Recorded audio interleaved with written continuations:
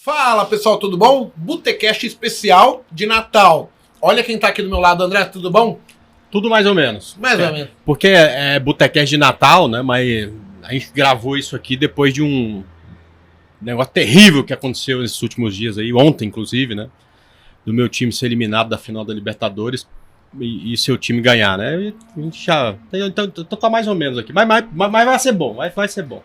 Fica titi não. Roberto Campos, seja muito bem-vindo ao Botecast, tudo bom? Tudo ótimo, muito obrigado, pessoal. É sempre bom estar aqui com esse time de especialistas, não é qualquer um que tem a chance de estar nessa mesa. Eu fico honrado de estar ao lado de tão ilustres pessoas, com tantos anos de mercado. Aqui tem o quê? 50 anos de mercado? 40 anos de mercado? Por aí. Junta uns 50. Tempo pra caramba. Olha que engraçado. E eu deixei por último, porque assim, gente, olha essa mesa aqui. Caramba, viu, bicho? Não é pouca coisa, O não. cara fez o convite, falou, vem gravar aqui em casa que eu vou te humilhar. Eu falei, cara, humilhou mesmo. Você tá doido? Aumentou a régua do Botecast?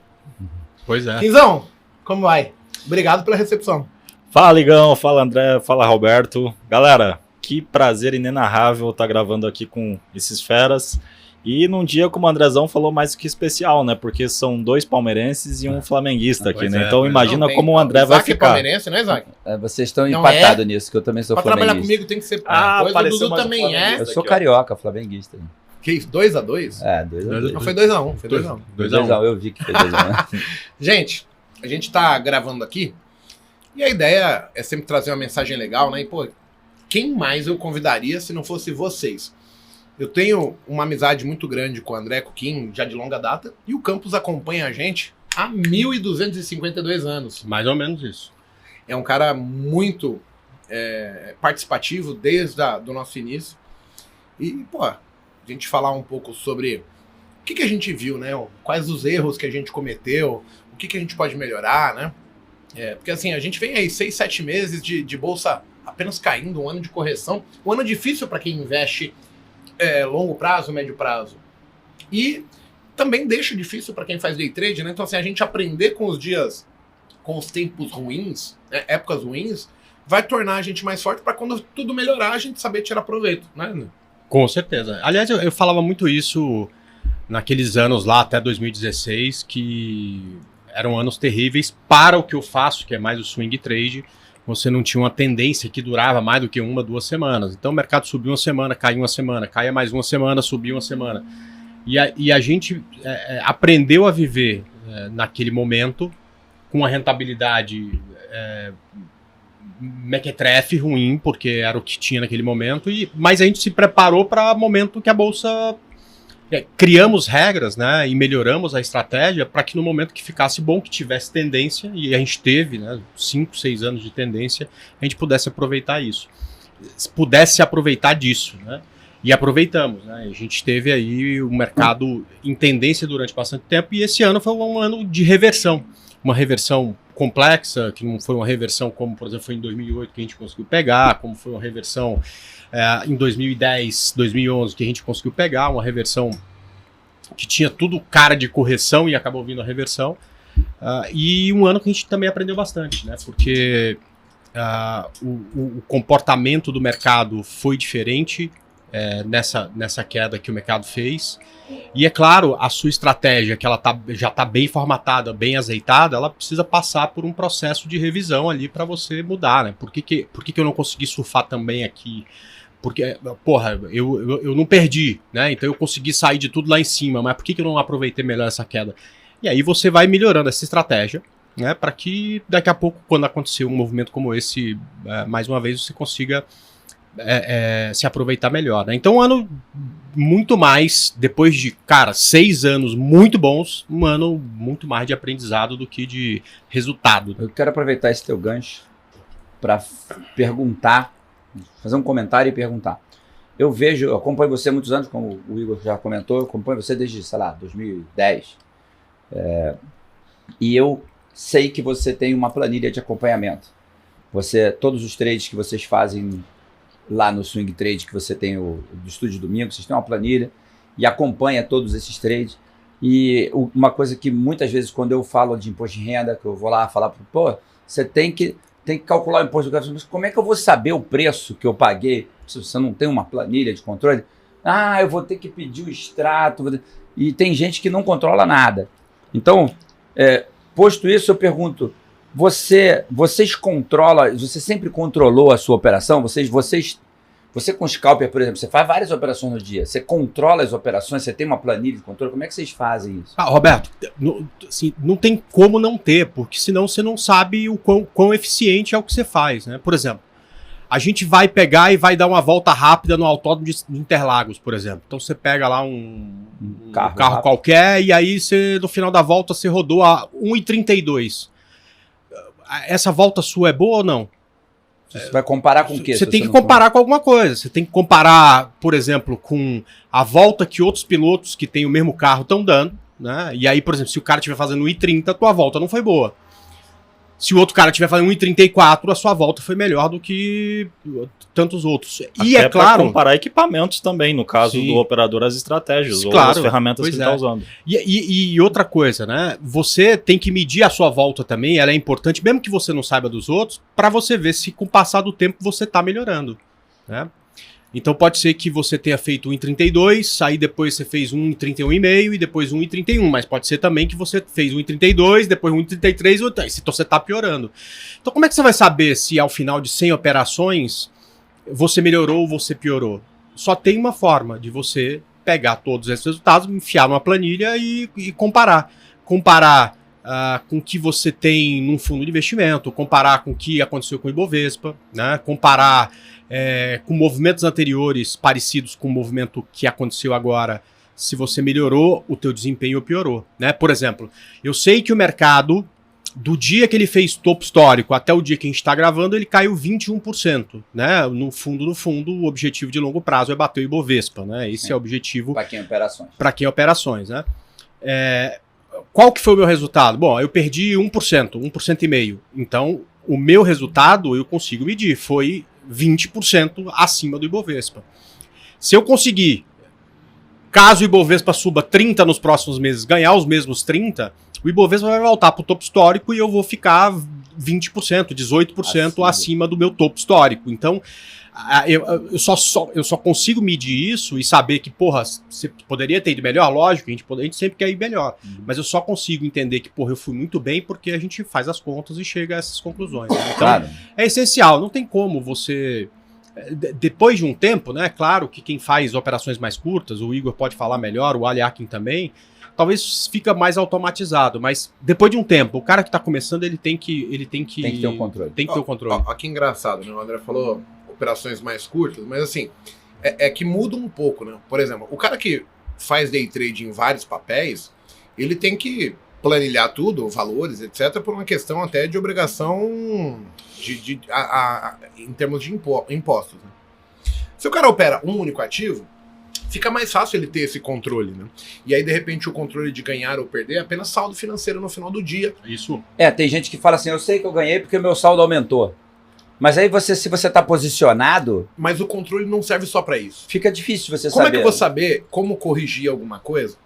Se, por exemplo, eu tenho uma planilha que ela não existe... Se você deu sorte numa operação ou não, né? Sim. Mas vamos supor, essa planilha não existe. Mas se eu tivesse planilhado ela, eu tenho uma percepção assim, que todos os dias, quando eu opero depois do Dow Jones, eu ganho dinheiro. Quando eu opero antes, eu perco. Porque você tem um controle. Cara, Se eu não tiver um determinado controle, eu não consigo nem apontar para corrigir. Que aí seria falar, cara, eu não vou operar mais antes da abertura do Dow, por exemplo. Só esclarecer, porque eu acho que nem todo mundo entende... Antes da abertura do mercado americano, você está falando? Sim. Quer dizer, você só acha que é mais fácil ganhar dinheiro depois do mercado americano abrir. Não, poderia acontecer. E vai ter gente que vai ser antes do mercado americano abrir, ele ganha dinheiro. Quando depois ele perde. Então, assim, como medidor... Eu vou te dar um exemplo, cara, do que aconteceu comigo. Eu era muito bom no início do dia. E aí, cara, chegar no final do dia, eu tinha que correr atrás para ter lucro. Anotando tudo que eu fazia, o que eu percebi? Que o miolo do dia que eu gostava de operar, não conseguia sair da frente do computador, almoçava na mesa. O miolo do dia, eu perdia dinheiro. Mas é engraçado, né? Porque a gente fica tão imerso na frente da tela que eu não conseguia enxergar isso de outra forma, a não ser olhando os meus resultados. Um monte de coisa positiva, depois ficava tudo vermelho, e aí no final do dia eu tinha que correr atrás para ficar positivo de novo. E aí o mapa de calor mostrava, cara, você é ruim aqui. e você é bom aqui. Para de operar pelo nesse amor de Deus, horário. para de operar nesse horário que você só perde dinheiro. Eu lembro de você falando numa aula presencial que eu fui contigo, acho que foi nesse hotel aqui em São Paulo, que você falou que nesse horário do dia você fechava o computador e ia jogar videogame. Sim. Porque você não conseguia ficar longe da tela. Então para você ocupar a cabeça com alguma coisa, porque se você fechar o computador, o mercado rodando, né? E você é trader, aí alguém te manda uma mensagem, você viu? Você vai querer ligar o computador, não? Você desliga o telefone, vai jogar videogame. A gente tem um exemplo de um aluno chamado Gledson, acho que todos vocês conhecem ele, chama Gledson Suave. Em determinado momento, ele falou assim, cara, eu ganho a maior parte dos dias, só que ele planilhava. E aí, o que acontecia? Ele via que, assim, nos dias que ele perdia muito mais do que ele mesmo propunha. Mas, devido a ele olhar a planilha, ele teve o estalo que falou, cara, se eu tivesse cumprido a regra da perda nos dias que era, vamos supor, a minha perda seria R$100, e eu tivesse parado com 100, sobrava os lucros, ele sairia positivo. Então, assim, o que deu estalo nele para ele ver com clareza o que ele precisava fazer foi uma planilha onde ele tinha os dias de ganho e os dias de perda. E aí ele falou, cara, todos os dias o que me arrebentou no mês foi quando eu ultrapassei o limite que eu propus para mim, que era perder só a minha meta negativa. Então, assim... ele só conseguiu ver isso porque tinha um controle. Sim. Não é meta negativa, é limite de perda. Isso. Meta negativa. Ninguém acorda e fala, hoje a minha meta é perder R$1.000, entendeu? É limite de perda, cara. Meta é pra cima. E eu acho que é um assunto discutível. Porque eu não sei se meta é uma coisa tão boa quanto meta de ganho. Ter meta de ganho. É uma coisa tão boa. Isso é uma coisa que Mas assim, enfim, eu vou dar depois minha opinião. Eu acho interessante essa posição dele. Perspectiva, gente. Eu tenho uma meta de só perder isso. Se eu perder mais, eu não cumpri a minha meta. Você não tem a meta, você tem um limite de perda. Tudo bem. Aí é um problema de português, né? De interpretação de palavras. Não, mas o que eu quero falar é o seguinte: eu sempre achei que o que mais quebrava o cara era não ter esse limite de perda, ou como se o Igor quiser chamar, a meta de perda, enfim, bateu naquele ponto. Tem um termo que eu arregaço. Não tem um stop. Não. Um stop loss. Eu acabo com o comentário dele, não. Palmeiras 2-1. Realmente. Ou então mas você isso fala assim, ou então ele fala assim, mas André, vamos falar aqui, tá? Mas eu sempre achei que o que mais quebrava o trader não é que o cara era perdedor. Por exemplo, você lá no início, você era um cara ganhador pra caramba, mas os dias de fúria sua, que você perdia um monte de dinheiro, é que fazia você ficar no negativo. E eu sempre achei que esse era o maior motivo de quebrar a galera. E a CLIA desenvolveu um sistema lá para medir a eficiência das operações dos clientes. E ela descobriu que o que mais quebra o trader é exatamente... não respeitar os stop. Não respeitar um limite de perda num dia. No dia ruim, o cara trade até acabar o dinheiro. Entendeu? Ou até ter um buraco na conta que ele vai depois... tentando recuperar. Perdi, não aceito. Perdi, não aceito. Na emoção de operar, endorfina, adrenalina no sangue, o cara se torna um viciado e não fazer mais porque... Ele vai pro cassino. Ele parou de ser trader e foi pro cassino. E aí... O Kim sofreu junto comigo isso bastante. E muito com base nisso, eu concordo com tudo que vocês colocaram. Talvez, acho que vocês não saibam, dentro dos treinamentos que eu faço, eu coloquei em um determinado módulo um negócio que eu chamo de autoavaliação. Todos os meus alunos recebem, se vão fazer scalp, day trade, ou se querem até mesmo fazer swing trade, uma planilha. E o lance da autoavaliação é justamente entrar nos detalhes do seu dia a dia. Então, o que eu ensino eles a fazerem hoje? Eu ensino eles a pegarem um histórico operacional e tentar entender por que eu errei essa operação. Qual foi a estratégia que eu usei? Foi uma estratégia de rompimento? Eu bati o rompimento no momento certo? No time certo?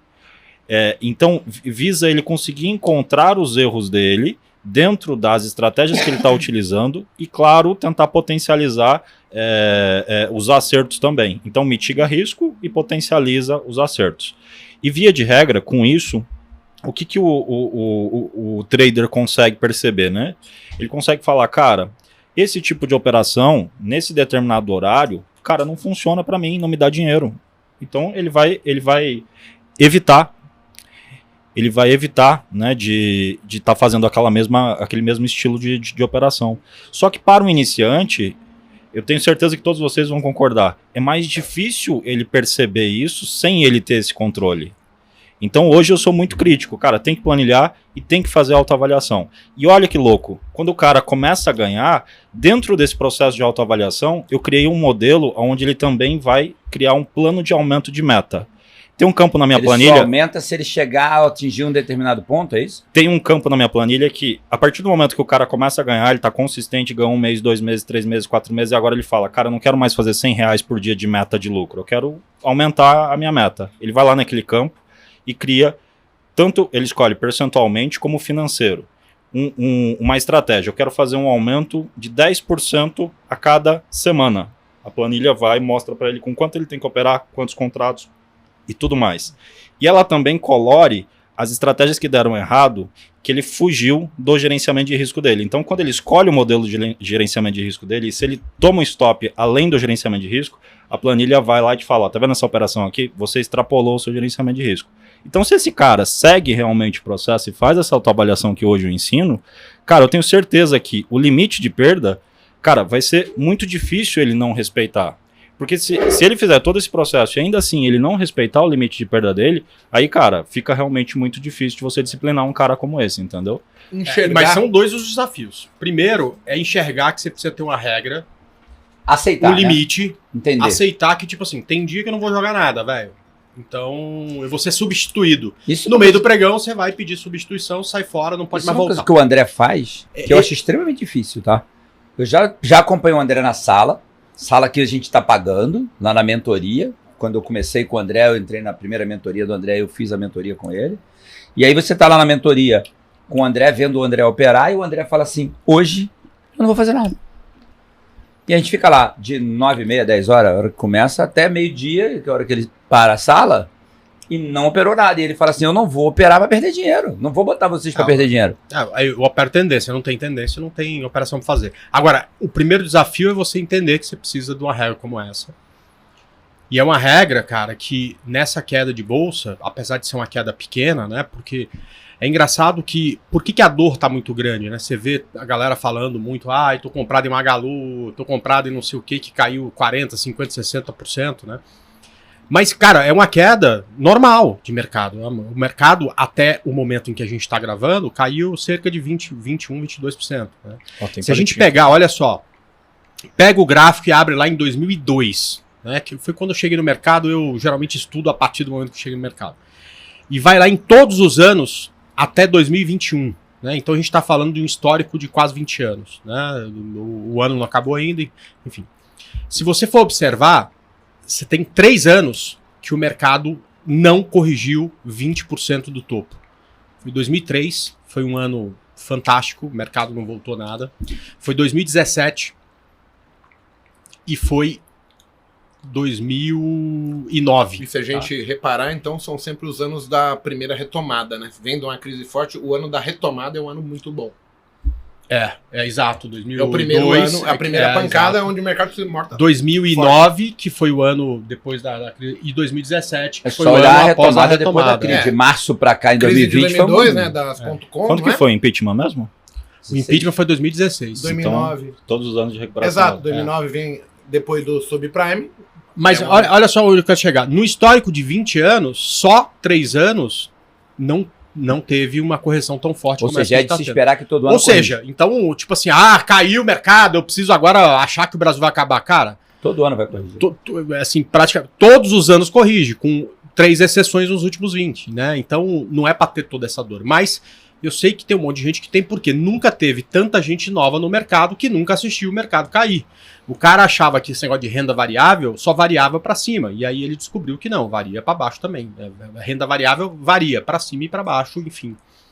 Agora, esse cara, mesmo do swing trade, que tem um limite de perda, né, e tem, portanto, stop nas operações, ele que saiu lá fora, lá em cima, porque o mercado foi muito generoso em mostrar que ele estava revertendo tendência. Ele não foi generoso nessa queda de mostrar que era a hora da venda, porque as vendas aconteceram assim, estamos recuperando, o que caiu, de repente num dia só caiu, tipo o que aconteceu no último pregão, que foi antes da gente gravar, cai 4% num dia, e aí você não tem nem preparo e nem ativo que tem um gerenciamento de risco bom o suficiente para você fazer uma venda. Mas se você tem stop, vai estopar. Mas se você tem stop, se você está comprado, você vai estopar. Né? Então, o limite de perda, inclusive para o cara que faz swing trade, é muito importante. Então, você tem que ter esse limite de perda. E segundo, você tem que cumprir isso. Essa é a parte mais difícil. Porque você fazer o que eu faço, né? De tipo assim, cara, tomei 2 stops. Bicho, não tem nada nesse mundo que me faça mais operar hoje. Eu é com 3. Eu também, depende do tamanho do stop, é com 2 ou com 3, enfim. Mas se você conseguir executar isso, aí, brother, tu tá na frente de 90 e tantos % dos caras que estão aí no mercado. E no final isso é gestão, né? Assim como um dono de uma empresa tem que ter noção do fluxo de caixa dele, contas a pagar, contas a receber, o quanto ele tá vendendo. Perfeito. Então, cara, eu tô vendendo tanto. No caso do trader cara, eu tô ganhando tanto, mas quando entra as despesas aqui que eu tomo loss, duas vezes esse valor. É gestão, cara. É gestão e além de ser gestão, é gerenciamento de capital, que é uma coisa que o André fala muito. Você não pode, quando você perde, tem que perder pouco, quando ganhar muito. Então é melhor perder pouco que sair da operação, correr o risco de não pegar uma perna de alta, de um ganho, mas saber que você não pegou uma perna de perda. Né? Exato. E uma coisa que acho que o Igão pode falar um pouquinho mais, até porque ele tem um perfil um pouco diferente do meu, e acho que nós ficamos com um perfil bem diferente do André, essa questão do esperar a estratégia, esperar o ponto. Isso é... Eu lembro do Igor falando uma coisa pra mim lá atrás, quando ele foi na minha casa, a gente operou um dia da minha casa, quando ele foi me visitar, e ele sempre falava, Kim, é comprar o ponto de compra e vender o ponto de venda. Independente se você vai antecipar, fazer uma antecipação, como a gente chama, ou se você vai esperar uma confirmação naquela região.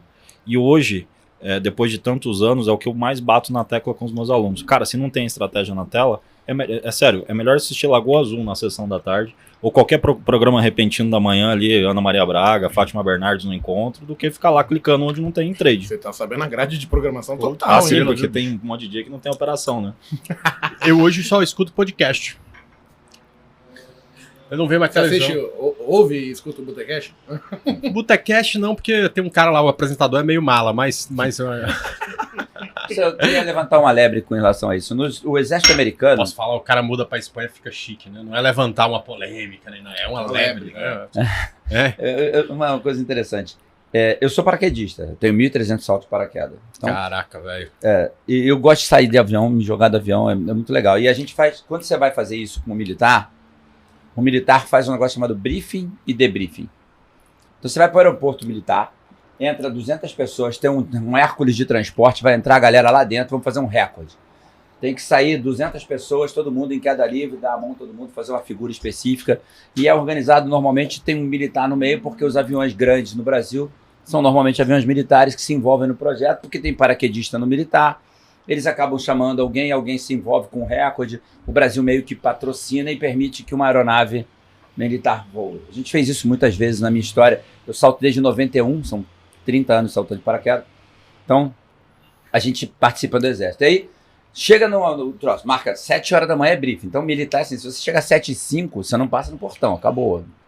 Chegou, 7 horas saiu. Então, é militar. Aí você tem que estar lá, tal hora. Aí chegou e vai ter o briefing da manhã. Briefing da manhã é todo mundo no pátio, em pé, vai vir o cara e fala assim, ó, vai acontecer o seguinte, ó, hoje, tal hora, o avião tal vai estar em tal lugar, eu quero tantas pessoas assim, assim, assim, você vai, aí tem um mapa, cada um vai ganhar um número, procura teu número lá no painel e se posiciona no teu número, e aí monta todo o desenho, vamos fazer a simulação do que vai acontecer durante os saltos de hoje, vamos briefar o negócio, que o briefing é a programação de como vai ocorrer. E depois que a gente chega no chão, depois do salto, tem o debriefing, que ele chama todo mundo, volta todo mundo e fala assim, você fez a cagada? Quem é esse cara aqui? Ele vai lá no vídeo, né, pega as imagens, fala assim, quem é esse cagão aqui? Quem é esse cara que fez a cagada? Aí alguém lá levanta a mão, né, coitado, cara, o militar descasca no cara, assim, olha a bosta que tu fez aqui, tu cagou, não fizemos recorde por tua causa, não sei o quê. E aí tem o debriefing que explica o que a gente fez de errado, o que tinha que fazer certo, como é que a gente corrige, vamos briefar o próximo salto. Aí começa o briefing do próximo salto, já não repetir o erro anterior, temos que acertar. Então, eu acho interessante esse conceito de briefing e debriefing, eu gosto dessa ideia. Vocês acham que isso é aplicável no mercado? O iniciante ou o expert, não sei se todo mundo deveria fazer ou se não, deveria ter um briefing e todo debriefing? mundo deveria fazer, mas principalmente o iniciante. Né? Porque como é que ele vai saber o que está dando certo no final do dia? O que deu errado? como é que ele vai saber o que melhorar se ele não sabe o que deu errado? Como é que ele vai saber o que otimizar de certo que ele fez se ele não sabe o que ele fez Se ele certo? não tem uma planilha de controle, é impossível. Por exemplo, você falou sobre a aviação, né? E o meio de transporte mais seguro no mundo é a aviação, né? Por quê? Porque eu tô falando, repetindo palavras do Lito, né? Que é do canal Aviões e Músicas. Nenhuma vida na aviação é perdida à toa, né? Você sempre aprende com todos os acidentes para que determinados erros que aconteceram nunca mais se repitam. Na forma de falar, na forma de brifar todas as coisas, enfim, né? Então, todo e qualquer acidente, o CENIPA vai lá e estuda aqui no Brasil, em outros países, outros órgãos, não é para achar o culpado, aquele ali que fez a cagada. Não é.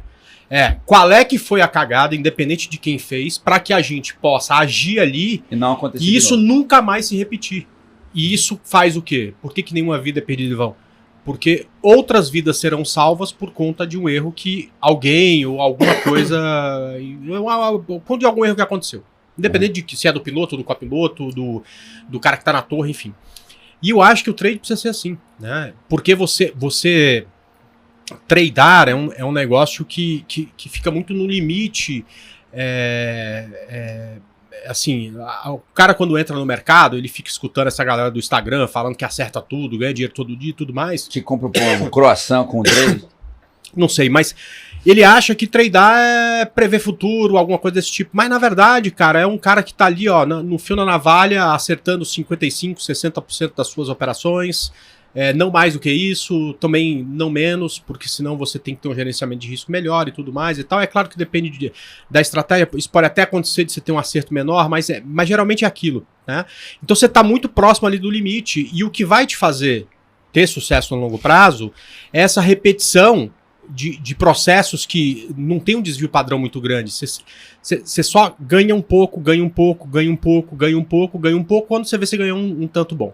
Aliás, eu vou dar outro exemplo aqui. Eu vi o João Braga, que é um dos melhores gestores do Brasil, gestor de fundo de investimento, um cara que cuida de bilhões, né, e que eu tive o prazer, inclusive, de entrevistá-lo no Gamecash, porque a gente é acostumado a operar, sei lá, alguns R$1.000, né? A gente imagina que esse cara dos bilhões é um cara diferente, que não tem sentimento, que não sei o que, mas ele é engraçado, conversando... E é um cara jovem, né? Com sim. Poucos anos. A nossa idade, 40 e poucos anos e tal. E o cara tem os mesmos sentimentos que a gente, né? Então tem medo, tem euforia, né? Então é um cara sensacional. E ele tava falando, contando a carreira do Federer, né? Tenista Federer. Que é, se não o maior tenista de todos os tempos. Dos três, mas... É um dos 3, 4 maiores tenistas de todos os tempos. E aí ele estudou quantos pontos o Federer ganhou na carreira, certo? Porra, ele ganhou, sei lá, 30 grandes lãs. Sei lá, se não foi isso, é alguma coisa absurda perto disso. E aí, o cara falou, vou chutar, 70% dos pontos ele ganhou, né? Porque, porra, deve ter um índice de acerto gigantesco para poder ser o Federer. Né? E olha só, o Federer tem um índice de acerto, ou seja, no tênis você não tem empate, né? Ou você saca, ou alguém saca, ou você ganha o ponto, ou você perde o ponto. O índice de acerto do Federer é de 55%. No melhor ano da carreira do Federer, ele tem um índice de acerto de 58%. Ou seja, de todas as bolas que ele disputou, ele perdeu 45%. Né? Assim, no melhor ano, 42%, mas na carreira, 45%. E ele é o Federer. Né? E aí o que acontece? O trader tem que pensar muito assim, porque se o trader conseguir uma boa estratégia que ele acerte 55% do tempo, limitando os seus prejuízos e maximizando seus ganhos, cara, esse cara não daqui a 3 meses, ele não vai ficar milionário em 3 meses, que é a promessa que rolou muito nesse ano de 2021, enfim.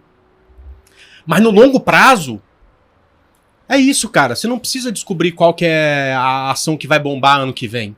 Você só precisa fazer a coisa certa com uma boa estratégia nos próximos anos, porque o sucesso vem a partir daí, que é repetição, melhorar e tudo mais. Você vai acertar como o Federer 55%, 60% do tempo e vai fazer seu dinheiro crescer, enfim, com o passar dos anos, né? Eu não sei porque que eu comecei a falar isso, mas era... Deixa eu aproveitar, até em cima dessa... mas isso é uma coisa interessante, né? Então, ó, limite de perda é importante por isso. Isso porque você vai errar pra cacete, quando você errar, você precisa perder pouco. É uma coisa que você sempre fala, né? Se você acertar 50% dos trades, mas ganhar 2 vezes mais quando ganha e perder uma vez quando perde, você vai sair vencedor. É isso que eu ia chamar a atenção, porque assim, se a gente for procurar, talvez a gente consiga índices de acerto maior do que o Federer, só que não com os mesmos resultados.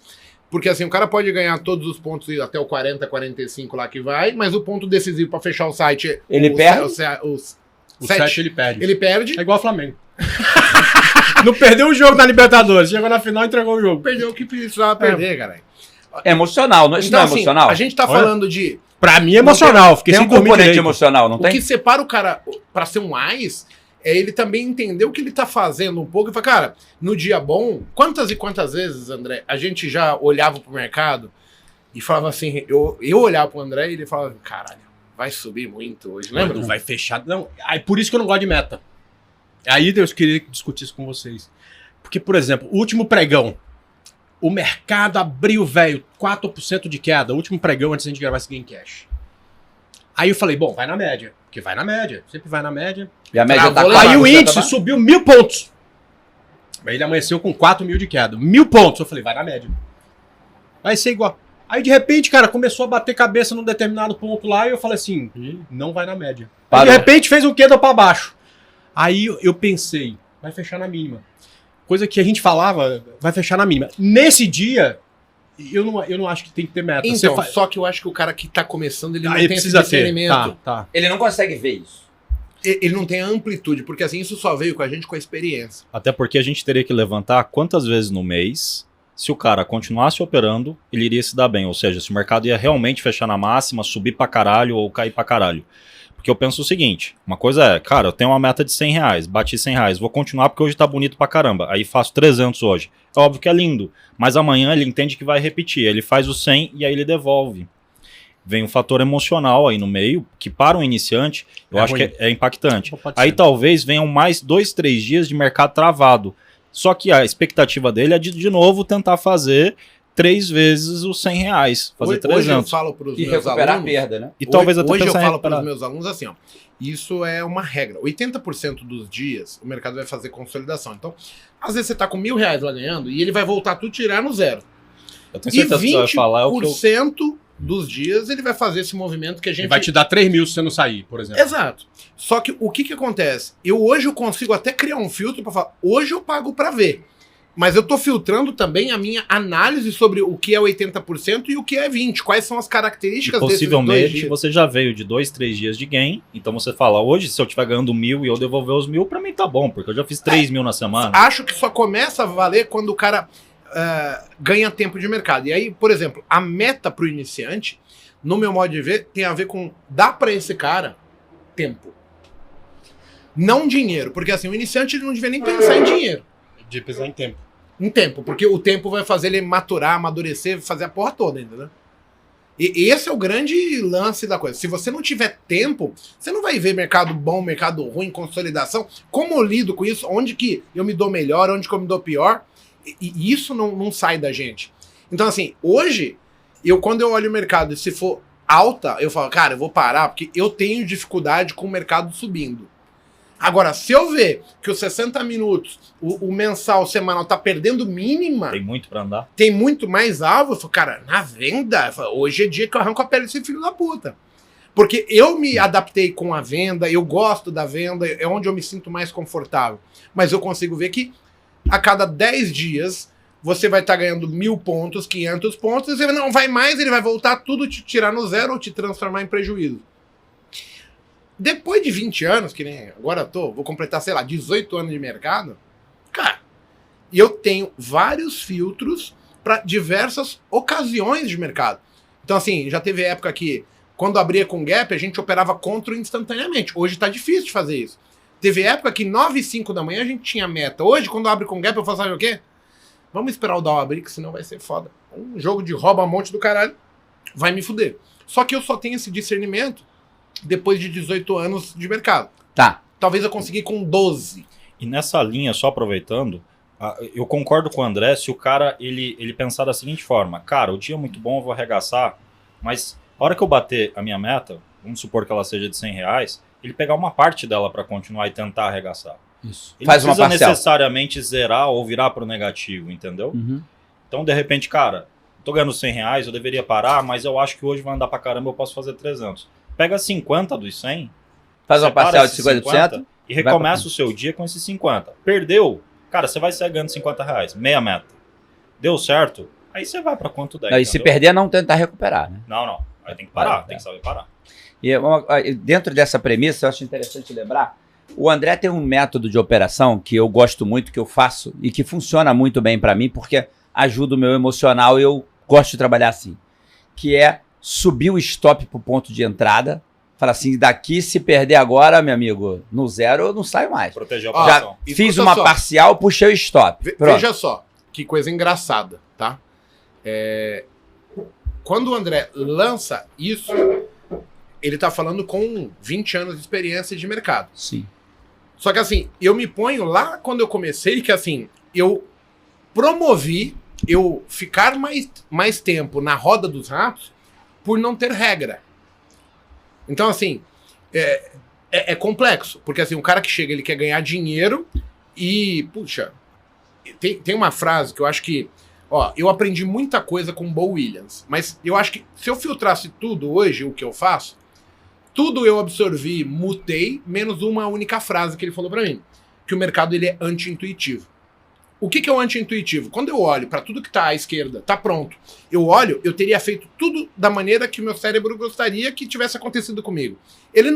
Ninguém olha pra trás o que tá pronto e fala assim, eu teria estopado ali, eu teria sido sacaneado, violinado. Não, você só olha, teria vendido ali e comprado aqui. Sempre o melhor pra mim. Quando eu lido com o lado direito, ferrou. Então eu tenho que ter regras até para eu poder avaliar aonde eu devo me posicionar, qual setup que eu tenho mais valor, onde que eu tô pecando, qual horário que eu tô indo melhor. Aí depois disso, quando você aprendeu tudo isso, aí você fala, cara, agora vamos ganhar dinheiro. Porque eu já tenho toda uma estrutura que ela oferece. Eu escolher as operações mais rentáveis para mim, na minha identificação. Eu não cometo que os erros o seu emocional graves. consegue Exato. lidar, Então, né? eu já criei. Então, assim, deixar o subir é Subir muito bonito. Stop precisa de experiência. O lucro. Vamos deixar fluir. O lucro, ele só vai vir depois que você definir todo o operacional para trás. E aí é fácil falar, porque assim, a gente sente. É o que eu tô falando. Vai fechar na máxima. Hoje o índice subindo 2.000 pontos, aí você olha no book do cheio, o cara 1.000 a mercado, na máxima, já não vai cair. Direito, não vai corrigir. E não vem. Então, assim, hoje eu consigo sentir isso. Mas eu acho que o processo é uma coisa. E esse é o fim. Quando você atingir os níveis de processo, que são vários, não, a gente tenta simplificar tudo. Até num treinamento. Mas, cara, se a gente pegar o tanto de filtro, o tanto de regra que a gente criou para chegar onde chegou, cara... Você tocou num ponto importante que eu queria ver. Eu sei que olhar quem olha muito isso, eu sei que você provavelmente fazendo o scalp também faz. E o André, eu sei que o André tem um feeling de mercado enorme, porque eu acompanho muito bem o André, e eu sei dizer que ele tem um feeling gigantesco de mercado. Isso tem a ver com o tape reading que você falou aí. Pô, entrou 1.000 contratos no topo, então vai continuar subindo. Isso é uma leitura com experiência de como o mercado se comporta. Isso tem a ver com o tempo de prática, com ter operado dentro. O mercado foi analista, o André foi analista também de fundo, né? Vocês conseguem entender como é que fundo trabalha. Às vezes você consegue ver um fundo operando, ver um robô sabendo que um fundo está descarregando uma posição ou entrando numa posição. Não, desde o primeiro dia que a gente começou a operar, a gente já olhava o book. Sempre foi uma informação relevante. Na época a gente nem sabia que chamava tape reading. Mas o lote... Era uma liquidez muito pequena aqui no Brasil. Então não tinha robô. Então era fácil de identificar determinados movimentos. Por exemplo, feriado americano, entendeu? A bolsa não vai andar aqui no Brasil. Mas a gente tinha uma corretagem na época, eu e o Igor, que era, você só pagava as 150 primeiras ordens do mês. E aí dois porra louca do cacete. 2 dias depois que começou o mês, nós tava operando de graça. E aí, tipo assim, a ação tava R$20,10. Aí, cara, entrava uma ordem do formador de mercado a 20,11, de 50 kg de papel, e outra ordem a 20,19, de 50 kg de papel, que era exatamente o cara marcando compra e venda para não deixar o mercado andar, certo? Por quê? Porque o mercado americano estava fechado, não tinha liquidez aqui no Brasil e ele precisava formar mercado. Então não tinha robô. O que eu e o Igor passava o dia inteiro fazendo? comprando no 12 e vendendo no 18. Ganhava 6 centavos por operação. Mas aí você pega 5 mil papéis, que é 1/10 do lote do formador de mercado. E sem pagar comissão nenhuma? Na época pagava, mas não, era... Não. Nessa época não, porque depois de 150 ordens era de graça. Ah, né? Sim, mas existia corretagem. Não é que... Existia corretagem, mas depois de 150 ordens era de graça, então se a gente já tava no de graça, 6 centavos, 5 mil papéis, Pagava cada conta. rodada dessa era 300 conto. Só que nessa época não dava para vender ainda, então era só comprar, vende, compra, vende, compra, vende. Depois que a venda passou a ser possível para operações... Mas a gente usava o book desde então, 2005. Mas lá. hoje eu uso menos, porque, cara, eu tô vendo lá, tem 1 milhão de papel no 2000. Some. Aí daqui a pouco, cara, vral, Comeu. cadê 1 milhão? O cara fala, André, não vai passar. Naquele dia de mercado pipa, né? Mercado lá no topo. André, ó, tem 1 milhão de papel, não vai passar. Eu falei, vai. Lâmina. Então, No índice tá aí, igual. aí eu boto o book e falo assim, vamos ver se não vai passar. Porque aí eu adoro, né? Se o cara fala que não vai passar, bicho, aí vai passar. Aí vai passar. Nem que eu tenha que dar uma ordem. Nem que eu tenho que Ligar pra lá e falar assim, alguém compra E essa aí, porra aí. velho, de repente, tipo assim, o nego pega 50 quilos, o outro fala, vai passar, o cara entra lá e vral. Eu parei de usar o book nas ações, porque assim, pra mim ficou difícil tirar a leitura visual que eu tinha antes. Quando a gente começou, eu operava Petro, aí você via alguns pontos, 100 mil papéis, 200 mil, 300 mil. E o resto era 15, 7, 8, 12 mil nas casas. Então você conseguia olhar. Hoje não, é meio milhão daqui, meio milhão de cá. O que você faz? Mas ainda, assim, hoje eu uso o book para ações quase nada. Mas, por exemplo, tem acontecido, Igor, nesses papéis de menor liquidez, muita informação de tal empresa comprou tal empresa vai fazer um follow-on, tal empresa não sei o quê. E aí, cara, tem acontecido gaps assim de 7, 8%. Só que aí você olha no book, cara, geralmente eu vou contra o gap. E aí, cara, você vê, por exemplo, tá abrindo com 10 de alta, 8 de alta, por exemplo. E aí você olha no book, cara, tem um stop de 6 centavos, 5 centavos, e tem um buraco no book de 50. E aí você ainda consegue se aproveitar disso. O problema é que antigamente, por exemplo, não tinha leilão. Lembra que não tinha regra de, tipo, variou tanto entre leilão? Não tinha.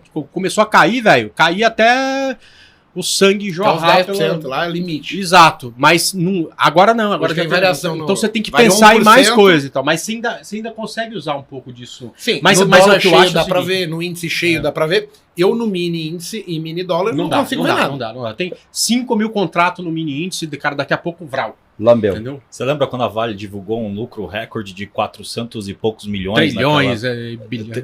Nem lembro o valor ao certo. Mas era E eu recorde. lembro que você até fez uma operação e depois você transformou ela em uma matéria ou um post em redes sociais. Ah, tem Você uma lembrou coisa ou que não? ele fala. Que vai bem em linha com o que você tá falando, não é? Ok, Que é Aquela abrir o reportagem gapado que e você contra fala o gap. sempre, que você foi entrevistado, você fala assim, eu dei a maior cagada que eu falei aquilo e não aconteceu no dia seguinte.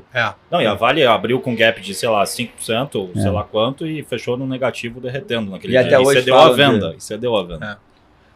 Tinha uma Sorte. ordem de 1 milhão de papel na Vale também, lembra? Não, isso foi a Vale fez um lançamento secundário de ações. Olha só, eu lembro os valores, né, cara? Dias que a gente foi feliz. R$41, se não me engano. Não, R$39,60.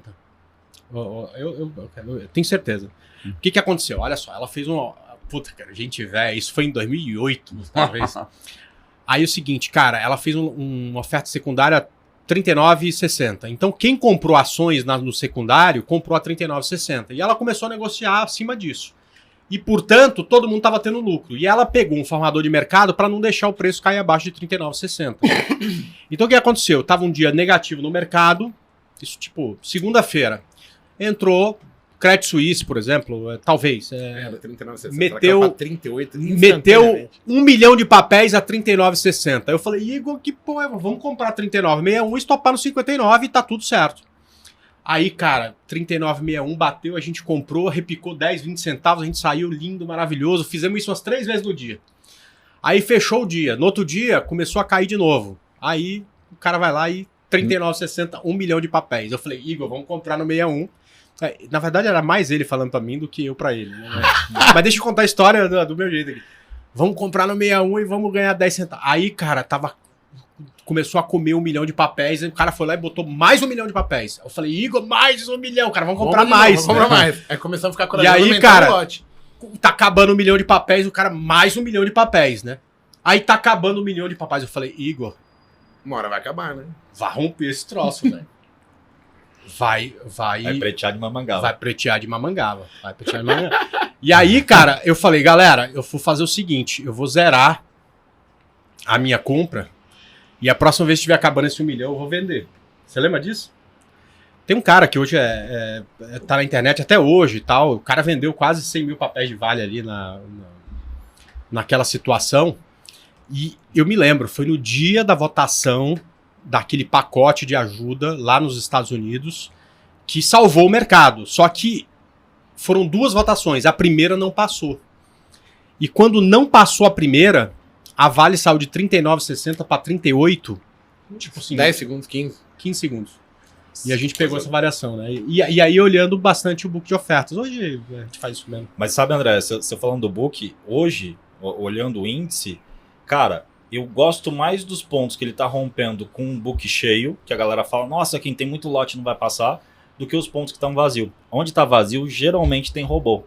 Onde tem 2, 3, 4, 5 mil lotes, cara, quando passa, vai que é uma manteiga, porque daí os caras começam a se estopar, acima daqueles lotes começa a ficar vazio, aí o preço geralmente dá as correrias. Então a percepção... O mercado ele vai mudando. Exatamente.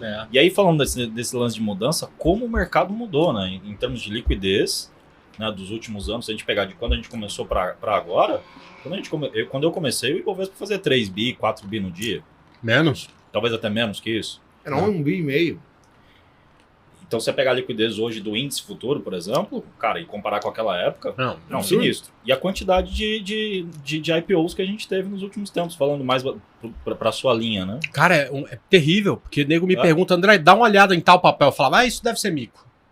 Aí eu olho lá, cara, puta, uma ação nova que tem 20 milhões de volume por dia, cara. E isso leva a gente a fazer uma reflexão, né? Que, cara, é só o começo, né? Porque pensa só, quantos CPFs a gente ainda tem para vir para a Bolsa? Imagina a economia melhorando. Se Deus quiser vai melhorar, uma hora a coisa vai engrenar. Cara, a gente vai ter mais IPOs, a gente vai ter o mercado crescendo muito mais. Em cima dessa história do André, né? Ali no meio da crise do subprime, saiu um anúncio de manhã, né? Que vazou, né? Que o Itaú cara, tava quebrado. Foi muito doido. O Unibanco esse tava dia, quebrado. teve um momento que eu falei O assim, do Nacional? É Unibanco. Eu vou perder todo o meu dinheiro. Porque a gente se enfiou numa parada, cara. A gente ganhou dinheiro. Mas deixa eu contar o cara, começo. Uma parada aí perigosa. saiu a notícia. Vou deixar o Igor E aí aqui. começou a falar, o Unibanco vai quebrar no meio do subprime, cara. Aí na hora que começa, abre o pregão, eu vi, ou o André viu, eu já não lembro mais, uma ordem de 1 milhão no book. Então, Cara, aí a gente usava o Skype, gente. Logo que eu coloquei o Skype, aí eu tentava ligar pro André e ele tava tentando ligar pra mim. Dava assim, André está em outra chamada. O início você não sabe. Cara, o boato que corria nas mesas era que o Unibanco tava com dificuldade por conta do subprime, alguma coisa que foi feita e tal, não sei o quê. E é verdade que o mercado, naquele dia, tava caindo tipo 10%, 12% e tal, não sei o quê. O Unibanco caindo 25%. Na abertura. Na abertura. Abriu. Só que aí, cara, saiu um fato relevante. O Unibanco anuncia recompra de ações. Ou seja, o Unibanco falou assim, aqui que vocês vão derrubar a minha ação, cara. Quebrar, vocês vão ver o que é quebrar. E o cara física? O dono do banco não foi. Foi através de algum fundo, alguma coisa do próprio banco. Ele falou, pode comprar. Exato. E aí o cara pegou, tipo assim, tava caindo 25, ele mandou uma ordem de 1 milhão de papéis, 5% acima do que estava sendo negociado. Instantâneo. E começou, e aí consumia 200 mil papéis, ele completava e ficava 1 milhão. Aí conta. Aí, logo cedo, cara, eu liguei pro André e eu não conseguia falar com o André, ele tava assim, o Skype dizia, André está em outra chamada. Aí quando eu desligava, tocava ele. Tipo, eu querendo falar com ele, e aí ficamos eu e ele no Skype, tipo, das 10 da manhã, abertura. Cara, a gente foi até às 5 da tarde naquele dia, só tradando o Unibanco. Mas era a mesma coisa. Era muito louco, porque a gente assistiu... Eu acho que pra mim, a minha maior emoção como trader foi esse dia. 1 milhão de papel no book, aí, tipo, parava de executar 1 milhão, ele mandava 30 centavos pra cima, e você começa a ver JP Morgan estopando 50 mil, 60 mil, que os caras estavam vendendo na mínima, e tinha que recomprar tudo. Bem, e aí veio vindo, aquela ordem de 1 milhão, papá. Quando dá ali 5 horas... Cara, eu comprei... Leilão, mas assim, a ação que abriu caindo 25 tava menos 5 só. Que era uma variação normal, o dia era um dia bosta. Um fato relevante ruim. Cara, e aí veio assim, a gente já tava positivo, tipo, o André ganhando 3 mil e poucos reais, eu ganhando 3 mil e pouco. Felizão, né? Aí eu falei assim, pô, André, sabe de uma coisa? Esse cara vai atropelar no leilão, ele vai fazer zerar, né, meu? Aí eu falei, vamos pro leilão? Aí compramos e seguramos pro leilão. Cara, abriu o leilão, o cara cancelou a ordem de 1 milhão. Nossa. E aí entrou, tipo, uma ordem venda, vendendo, tipo, 5 milhões de papel a 0. 15 minutos e ação a 1 centavo. Pra puxar pra baixo. E eu Coração. comprado em 5 mil papéis. E o André também. Eu falei, aí começa as lamentações. Nossa, é burro pra caralho. Por que a gente entrou nessa merda? Por que ele já tava satisfeito com os 3 mil, que não sei o que, não sei o que lá? Cara, aí do nada, o cara vem e começa a calçar a ordem e tal, mas mesmo assim a gente perdeu, sei lá, o lucro do dia e não foi nada. Foi fantástico. Eu falei, não, vai ser burro assim no inferno, cara. Mas foi um dia legal pra caralho. Eu queria lembrar uma coisa que aconteceu da última vez que você me convidou pro Botecast. Só deixa eu falar uma coisa. A gente tem que terminar aqui esse programa na questão de falar pro público qual é a regra principal para eles evoluírem com o que eles vivenciaram, né? Para que as dificuldades que ocorreram não se repitam. Vamos com esse foco. Comprar no fundo e vender no topo sempre para não passar por dificuldade. Pra mim eu acho que é aprender com todo o histórico que a gente vivenciou em 2021. Mas deixa ele concluir também, viu? E cara, potencializar os acertos e corrigir os erros. É autoavaliação o tempo todo. Pra tudo na vida, na verdade. Isso aí. Eu queria lembrar o que você... A gente, da última vez que você me convidou pro Botecast, foi pra gente falar de tubarões, como é que operam os grandes operadores e tal. E eu acho interessante, talvez até seja um assunto para um Botecast inteiro. Você diga para mim assim, não, vamos deixar isso para um próximo episódio. Pode ser. Que seria assim, vocês 3 têm experiência de trabalhar do lado de lá do balcão, dentro da corretora. Sim. Como isso afeta a maneira como vocês operam? Fez muita diferença? Ou seja, vamos mudar um pouco a pergunta. Para o nosso operador que está começando agora, que o cara está começando a operar com vocês, o cara comprou o teu curso, está lá fazendo a operação, tá na tua mentoria lá no dia a dia, e ele vê que você conhece, pra caralho, porque você está operando, você fala, não faz que vai dar problema, e dá problema, e o cara fala assim, nossa, o cara me salvou, entendeu?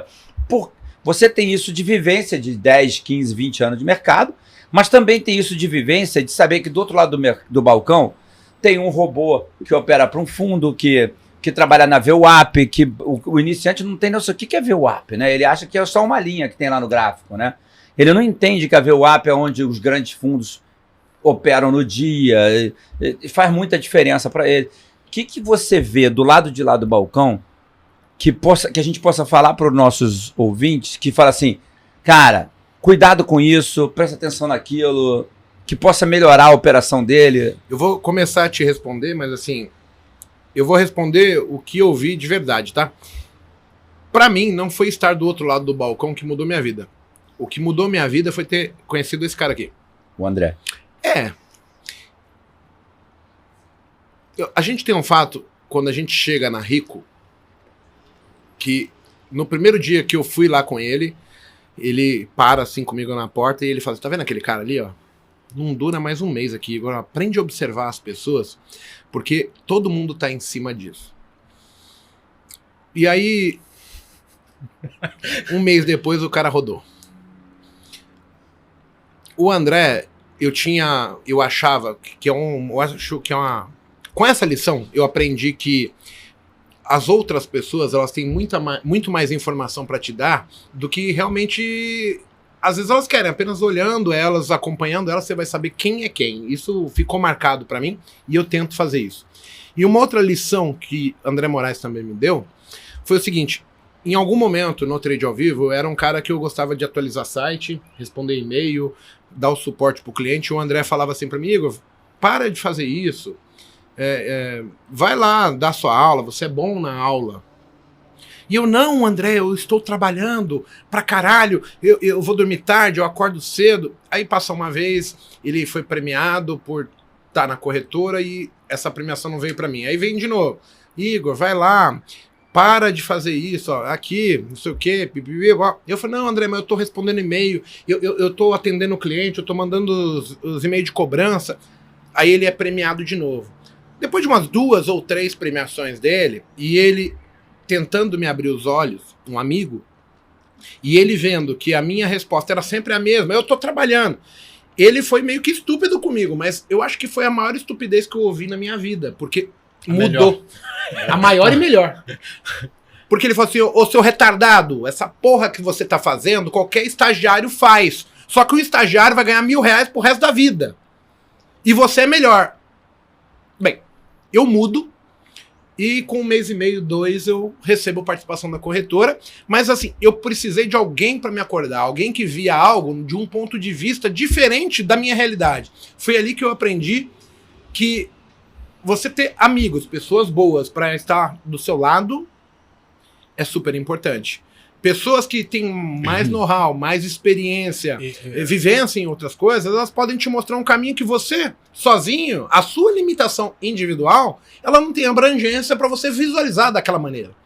Então, para mim aconteceu isso. Eu já tive fatos com o Kim, já deu briga até porque eu falei isso numa live, eu não vou repetir, mas o Kim tomou uma postura por uma condição de outra pessoa que ele não aceitava. E ele falou, cara, eu não compactuo com bandido. Então, se você vive com bandido, você tá metido ali. Conta-me com quem andas de quem é. E aí eu falei, caralho, mano. Eu pensava diferente. Então, assim, as minhas companhias, Deus me abençoou de ter pessoas boas. Então, assim, claro que depois de tudo isso, eu aprendi que, assim, eu precisava fazer coisas que tinham valor. Eu comecei a buscar isso, vendo o outro lado do balcão, andar, conhecer.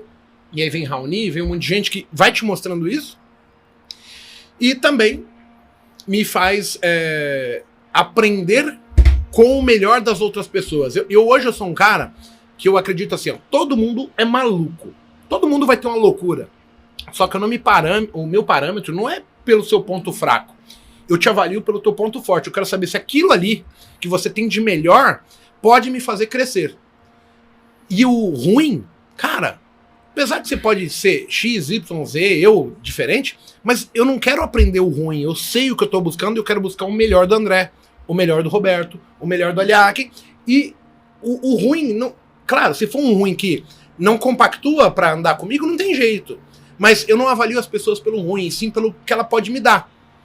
O dar intelectualmente. Algo que eu não tenho abrangência.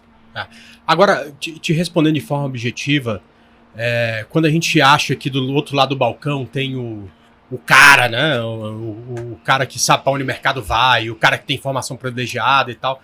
Cara, tudo isso é lenda, certo? Do outro lado do balcão, tem o mesmo cara, que todo dia de manhã tem que chegar e descobrir para onde vai o mercado, porque senão ele se fode, entendeu?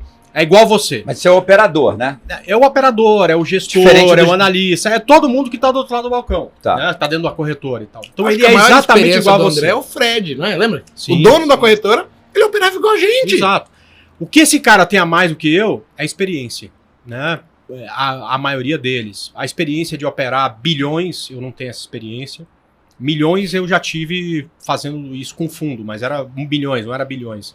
O cara tem a experiência de ter vivido mais momentos complexos de mercado que eu, né? Então eu vivi a partir de 2002. Eu trabalhei com gente que chegou no mercado em 1980, né? Ou 1970, o caso do Márcio Noronha, né? Que eu já conversei bastante com ele, é uma pessoa que eu admiro pra caramba.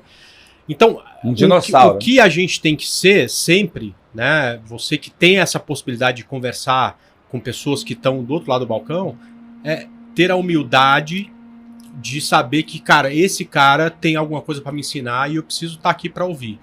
Mas do resto, é igual a gente, tá certo? Começou o dia, cara, se ele comprar e cair, ele se fode, se ele vender e subir, ele se fode, e ele não tem nenhum tipo de informação que qualquer um não tenha, talvez até tenha estudado mais, porque sabe como estudar, experiência, talvez ele tenha na cabeça os momentos relevantes de mercado, porque ele já estudou esses momentos, onde está o VWAP, onde está a notícia, onde está o dado, né?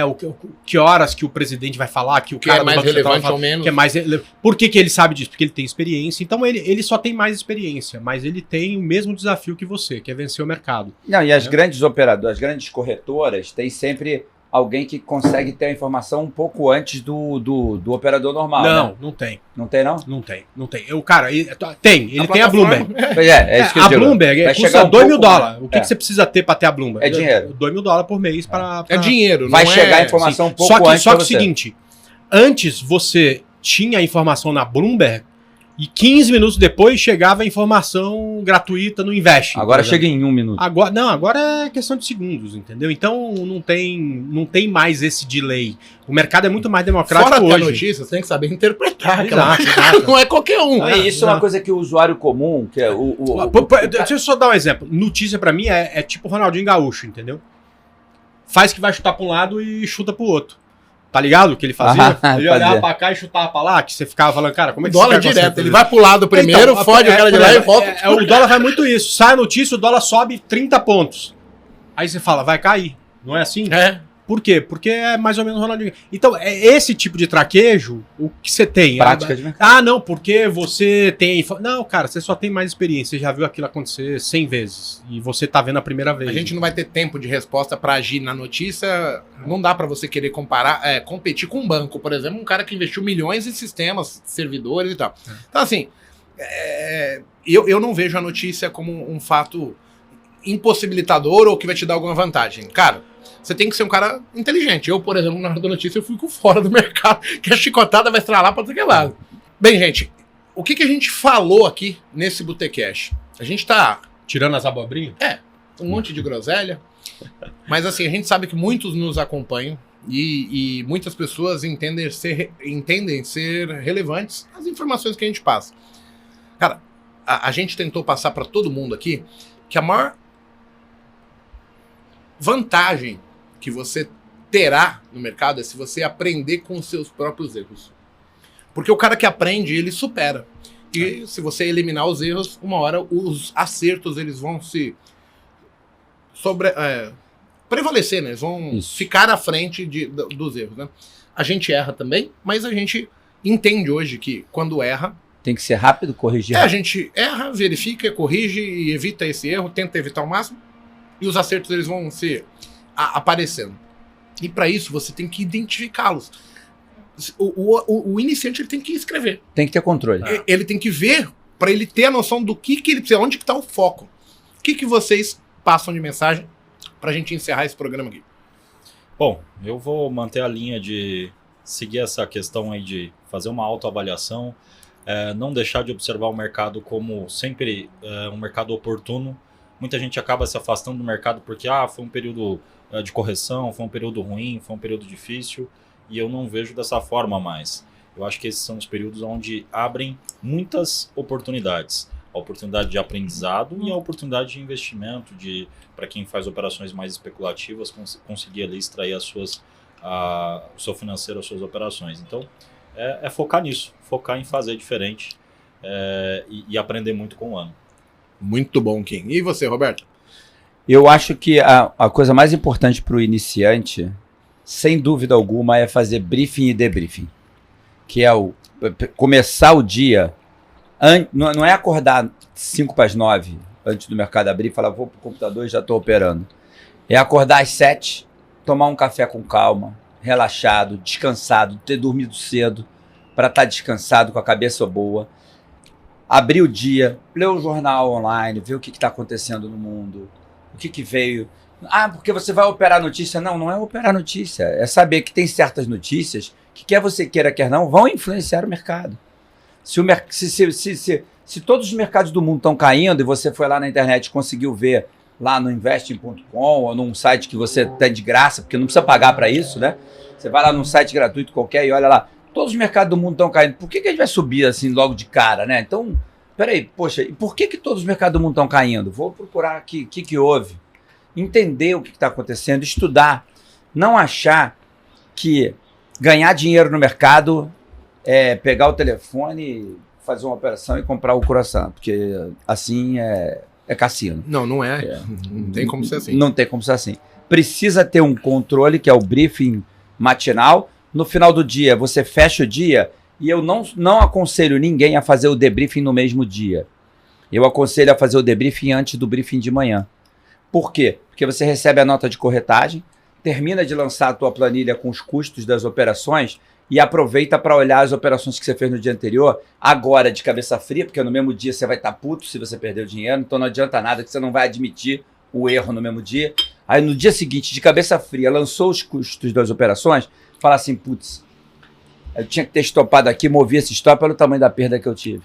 fiz isso aqui, fiz aquilo ali. Aí você faz o debriefing do dia anterior, vê os erros que cometeu, faz o briefing do dia seguinte, para não cometer os mesmos erros. Eu vou operar desse jeito aqui, não vou deixar o meu emocional interferir como aconteceu ontem, vai aprendendo com os seus erros. Então, eu acho que esse é o melhor conselho que eu posso dar para quem é iniciante e até para quem é experiente, que não tá conseguindo ganhar o dinheiro que gostaria. Eu acho que o emocional e o controle é o principal. E você, Andrezão? Bom, 2021 foi o ano mais difícil dos últimos 6 ou 7, então provavelmente você não teve uma boa rentabilidade. Mas não se preocupe. O único cara que ganhou dinheiro é aquele cara do Instagram que todo dia boleta lá, bota a boleta dele lá ganhando 100 mil reais.